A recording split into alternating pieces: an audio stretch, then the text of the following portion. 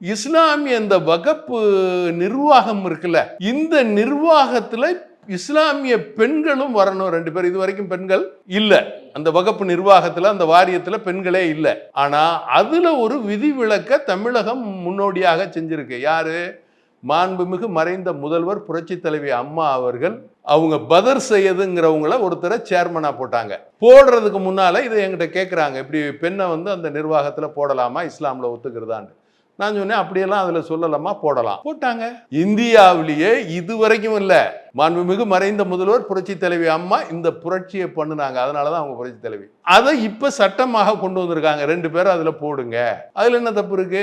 இஸ்லாமிய பெண்கள் 2 பேரை அந்த வாரியத்துல தலைவரா போடுறதுல என்ன தப்பு இருக்கு? மெம்பரா போடுறதுல என்ன தப்பு இருக்கு? இதுல இஸ்லாமியர்கள்ல இப்ப அவங்கவுங்க பல செக்ட், அதாவது பல பிரிவாக இருக்காங்க. சியா, போரா, சன்னி அப்படின்னு சொல்லிட்டு ஒரு 3-4 பிரிவு இருக்குன்னு வச்சுக்கோங்களேன். இப்படி எல்லாம் பிரிவாக இருக்கிறதெல்லாம் ஒன்னாக அந்த வகுப்பு கீழே வந்துருங்க, ஒரே வகுப்பா இருக்கட்டும் அப்படிங்கிறாங்க.